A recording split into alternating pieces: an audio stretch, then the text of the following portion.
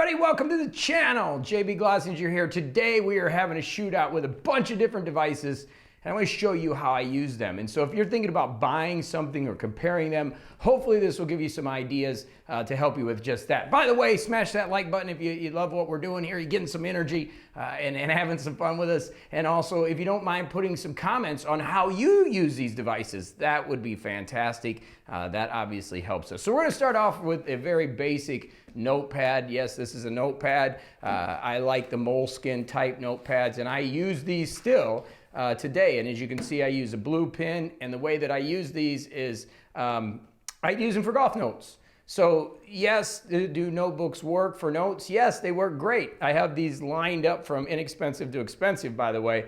And I mean, these things took me through my bachelor's degree, my master's degree, my Ph.D., my dissertation back in the 90s. So notebooks work. Yes, I still use them. Technology has obviously caught up a lot, but I do like notebooks. So a notebook still is, you know, if you're on a budget, you're a student, you're trying to get through, there's nothing like a notebook and a pen. It still works. Okay, so that's the first thing that I use. I use it typically for my golf course notes when I'm on the golf course. And I come back and I use that for basic note taking. Business, I don't really use it anymore, and I'll show you what I use for that. The next device that I'm going to talk about is the RocketBook. The RocketBook then is another journal type notebook that you can use. You use what's called a friction pen, and you basically can write in it. And the beautiful thing about the RocketBooks is you can erase them. They used to have to put them in the microwave. That was the original concept, which I thought was pretty cool that they were able to do that. But for quick notes, things that I need, this notebook works out fantastic. Again, if you're a student looking for a reusable notebook that you can use over and over again, you know, price point's really good. It's a great device. I use it for some basic note taking in a pinch. But we'll get into devices I use a little bit more, but I want to show these because if you're on a budget, the RocketBooks work great. You can take a picture of it with your app, with their app, and put it in the computer. So there's a lot of functionality with the RocketBook. Again, great device. You get the rag, the pen with it, and you can definitely use these as a note taker. So you got the first two out of the way. Those are the expensive ones. Now we get into the expensive ones. The first device I want to talk about is the reMarkable. The reMarkable is the typical notebook that I've been using. Last couple of weeks I have switched it out. I am now using the Quaderno, which we'll get into in a minute, but I love the reMarkable. It does everything that I want. It's for handwritten notes. I use the reMarkable pencil, or I have a couple other styluses that I use. But this is a device to take notes with. It is a paper replacement. The one thing I will tell you with the reMarkable and the reMarkable 2 that's coming out is that it is not an iPad. And I think that's where people get confused. We're going to talk about the iPad in a moment. It basically does one thing. It replaces this notebook. Okay, that's what it does. It is basically that. Yes, you can read some PDFs on it. I do not read PDFs on it. I just take notes. You can watch my other videos. I go through how I organize writing books and things with it. But this device is typically used just for note taking. Okay, so that is the reMarkable tablet. We're getting more expensive.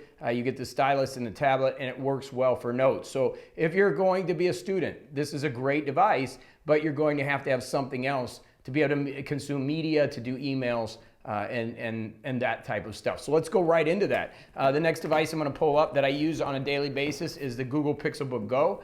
The Google Pixelbook Go is a laptop. The reason that I absolutely love it is the keyboard is I think one of the best keyboards I've ever written on. It works real well for what I use it for. It is, to me, a dedicated writing computer. I use this to write my books. I know when I'm on it, I use Google Documents to write. I used to use some other programs, but I use Google Documents, and this computer then typically is just to write. If you're a student, I think it's a great computer because you can use it for everything, I would say, except really video editing and audio editing. You could get away with audio editing, but video editing would be a nightmare on this thing. But it is a great device. You put that together with the reMarkable, and you have a note taker, which then you can use your computer for your notes and everything. So that's my other device that I use on a daily basis, and I use that to write my books. That's kind of the key thing. The next device I want to talk about is the Quaderno. I've been talking about a lot this lately in the latest videos. This is a very large reader. This is a big e-ink device. I like it because it has side-by-side note-taking, as I've showed you in other videos. The thing is the price. It's pretty expensive. I think I spent $740 on this. By the way, I buy all my stuff. I have to buy it for work, for what I do in my real living, which is coaching and writing books and helping people. But this device, I love the stylus. So far, it's been great. I don't know if the price justifies, I'd love to hear in the comments, replacing the reMarkable. But basically, this works the same as a reMarkable. I can read PDFs on it. It is not, I don't like it as a reader. Both of these devices, the reMarkable and the Quaderno, I'm not a big fan of them as readers. They're okay. And if I had to have one device as a reader, I'd probably take the Quaderno because it's bigger. But I don't do a lot of PDF markups. And remember, I would love for you to put in the comments if you do. I think this device would be super if you're like into medical and you need to, or grading papers. That's not what I use these for. I use them specifically for notes, so I don't have a ton of notebooks and I can take them around. But again, the Quaderno is a great device. In the class of the reMarkable, you're going to need something else along with this to be able to use it. It doesn't work as a third monitor or anything like that. It's strictly an e-ink device. I will make a note of the Onyx Books Max. I don't have it anymore. I put my last up on an eBay. That to me so far with all the e-ink devices has been the best reader, okay? Now we're going to get into expensive, and that is the iPad with the Magic Keyboard. This is probably, I love the reMarkable, but if I had to have one device and only one device, it would be this or obviously my laptop.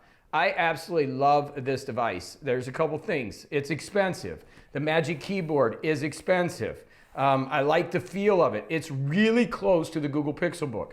It's Pixelbook Go, but it's not there. But the thing is with this thing, being able to take it off and carry it wherever you want to go, being able to use the pencil and use Notability, which is what I would consider the program that I would use if I was a student for note taking. I love Notability. I love doing PDFs on here. The thing that I don't like is I don't like writing on glass. Okay, that's the problem I have with it. I'm not a big fan of, that's why I like the e-ink devices, the reMarkable or the Quaderno so much more because of that real paper feel. But when it comes to the iPad, I can get away with it. I'm not gonna put a matte screen cover on there. That always comes up in my videos. I'm not gonna do it. I use this too much for multimedia. I use it to review videos. I mean, this is kind of my YouTube machine. But if I had one device, I think I could probably pull off everything with this. I could video edit with LumaFusion. I think it's one of the most awesome technological pieces ever made. And I think the Magic Keyboard is overpriced. But as everybody said that's ever used one, it's worth it. It's great. It's really became part of my workflow. I do a lot on here, a lot, okay? That is, I have it with me almost everywhere. So the iPad comes with me everywhere, and then I have my reMarkable tablet or the Quaderno when I'm writing notes. But in a pinch, I use the iPad with Notability, okay?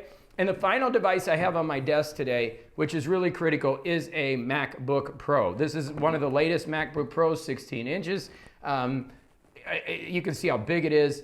This is where I do my video editing. This is a maxed out MacBook Pro because I do video editing with it. It is an important piece of my workflow and my computer and what I do with my computer. Could I get a Mac Tower or whatever? Yes, but I travel too much, and this is the be-all end-all. But it's expensive. Right? It's expensive. I mean, a student could get by with the Google Pixelbook unless you're going to be doing a lot of YouTube with the reMarkable. And that's what you got to make the decision of. What are you using each thing for? So as I go through this, the notebook, I use it still, and I use it for my golf notes. It works. It's great. And guess what? This and a laptop, you can do great as a student. Like I said, I didn't even have a laptop when I did my MBA, my Ph.D. How I got through was notebooks and typewriters. And actually I had a 286 computer. I know I'm dating myself, but man, and I would two-finger type that sucker. I can finally type.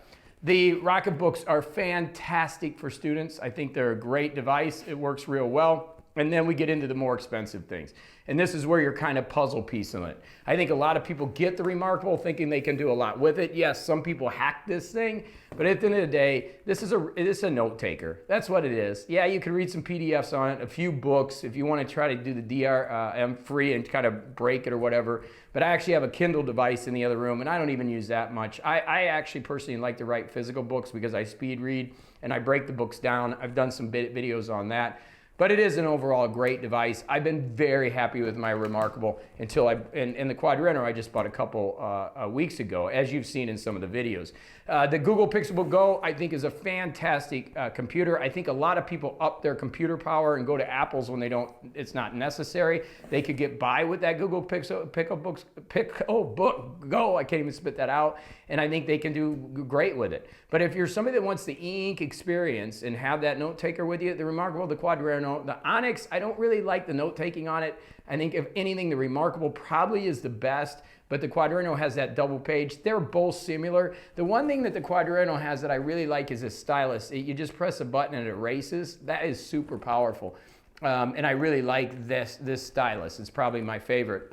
But again, just to tell you, the iPad is still my overall favorite device. It just works. If I was a student and I needed one thing to carry, it would be that iPad. I mean, it just works real well, or in business. It's a solid device. It's just awesome. And then of course your laptop. I would not recommend going Apple unless you do video and audio. I see so many people get an Apple computer and don't use it all the way that they need for all the functionality. I mean, you can get away with Premiere, and a lot of people use the Adobe suite. That's cool. I've just been in the Mac world forever, so I understand Final Cut. In my podcast, which I haven't talked about today, I've done almost 4,000 episodes as of this video. I use GarageBand, so I'm in their world with that stuff, and that's why I utilize their computers, and I like it as a creator. I do. I enjoy it. But if you're not doing a lot of that, the Pixelbooks are great. You can get by with it. It works well. And like I said, the high-end ones, like the Google, this actually is the lowest end one because I just use it for typing and writing my books. You can really get by with it. So what I'd like to do is, obviously, if you like the video, that helps us. We're growing the channel. We're having some fun. If you don't mind subscribing, that would be great. And make sure you hit the alert bell, because if you don't hit that, you won't get future videos. And I'm doing all kinds of wonderful things. The one thing you're going to get is energy from me. I promise you that. The other thing is, if you don't mind putting in the comments, what is your device kind of flow? Do you have an iPad and a laptop? Do you have an iPad and a reMarkable? Do you have an iPad and a Quaderno? Do you have an Onyx Books Max? I would like to know kind of what you're doing, not only for me, but a lot of people come to this channel to review what they want to buy and what's going to work for them. And so those comments are really important because people are reading those. And I have, I think personally, the best audience on YouTube. We have, I know we're small, 7,000 plus, but I'm telling you, everybody that's viewing these videos is like really technical and awesome. And you have as much knowledge as I do, maybe more, and that sharing that comment helps others. And I appreciate that when you write that comment.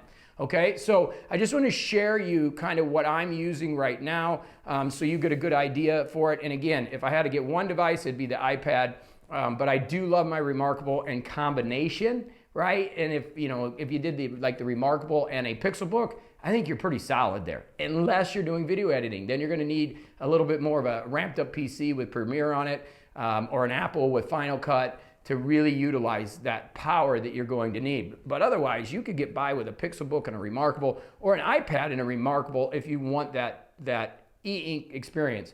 Make a note that yes, you can put a matte screen on the iPad. Again, I don't like that. Some people love that matte look, but I just don't want to ruin that beautiful, beautiful screen that's on this iPad. And when I open it up and go to my Notability for use, this is just gorgeous. I mean, you got to admit, this device, it's awesome. When it first came out, I'll tell you, it's kind of funny. I said, who's going to use it? It's like a big iPhone. And now I'm such a fanboy of it. I think it's just a great device. But thank you so much. Another video coming real soon. I'm trying to do 3 or 4 a week. We're going to do all kinds. I'm doing some residual income stuff. I got the new Sony camera on order. I'm actually shooting with the Sony small one here in the front and the GH5 up above. I'll keep you up to date with what we're doing. We're going to up the quality of what we're doing as we get the new camera. It'll be here in a month or so. So we still got a lot more videos to shoot, but I'm working. I want to make sure this is a great channel for you and that you get great energy from it. Okay? So thanks as always. And until the next one, we will see you later. Go have a fantastic day and let's keep rocking it.